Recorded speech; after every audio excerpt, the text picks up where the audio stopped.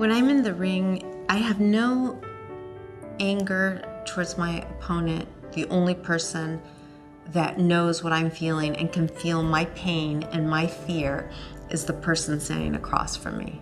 But as much of a connection as I feel for her, there's still the dysfunction in me that says I'm going to win at any cost.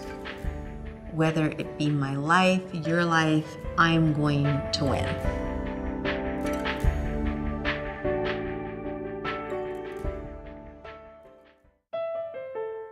I was about 3 or 4 when I first felt that something was different about me. We were living in Arizona, and one of the kids in the apartment complex was about to do some jump on a bicycle, and so the whole neighborhood was about to go watch. Something in my brain just kept saying, no, go to the other side of the street. That'll be better. That'll be better. And so I went running over to the other side of the street, and then my brain said, no, go to the other side. The other side is better. And my brain just kept going back and forth, back and forth.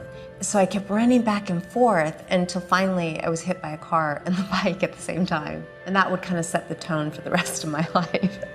When I was 6 years old, my dad put me in Taekwondo because he was in love with the martial arts. I had a kind of dysfunctional father. He really forced me into the sport, and I just did it because I had to.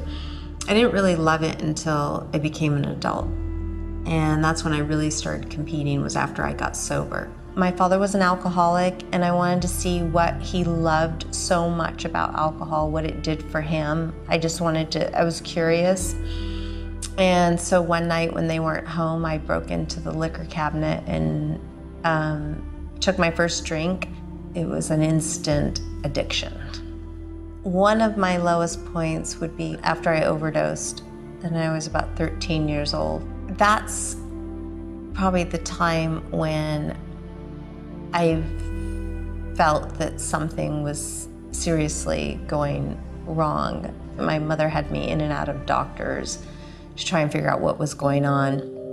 I'd be walking through the school halls and things were moving, shifting about, and I couldn't distinguish between what was real and what wasn't.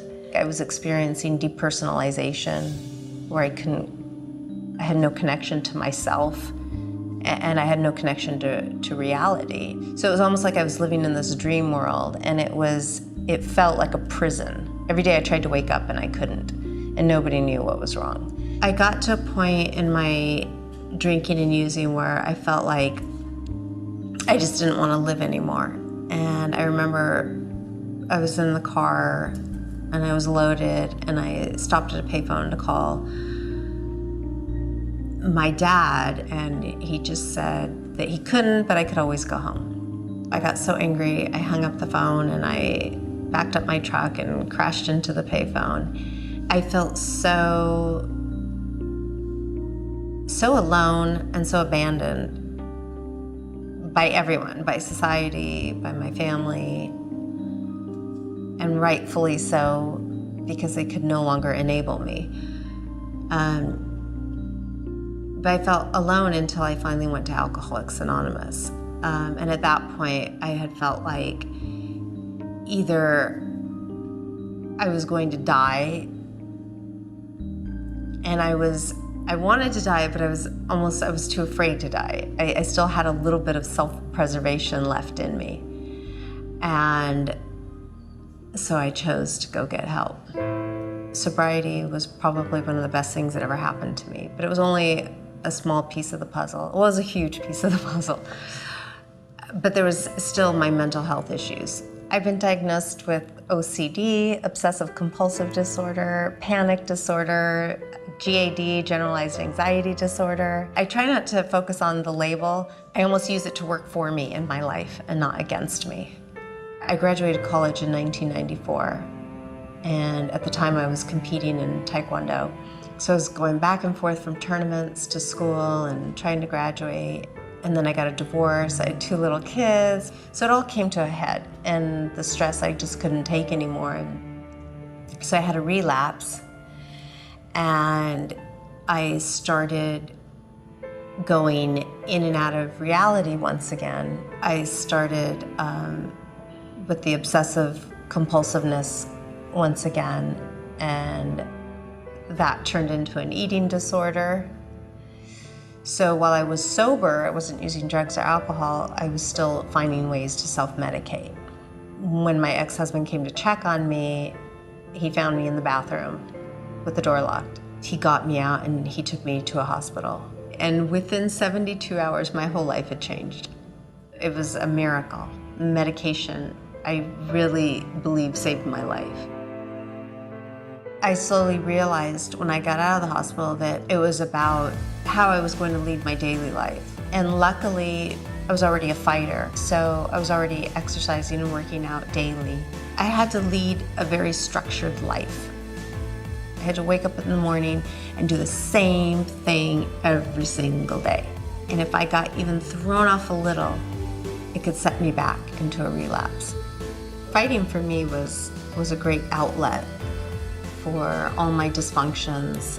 I really fell in love with the sport and started competing. And then at the age of 28, I decided I really have to start making a living. I wanted to do something that I was passionate about, that I loved. And I knew fighting was something I loved more than anything in the world. Because I always used to dream about being a fighter. Since I was a kid, I would envision myself walking through the tunnel to the ring and with my hands held up high, and I always saw that. And so I felt like, well, if my mind sees it and believes it, then what's the difference?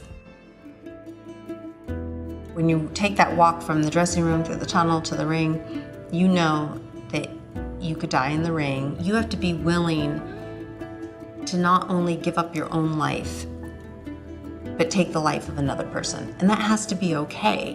When we're about to knock someone out and we're punching them and beating on them, there's nothing in our head that says, oh, stop, back up.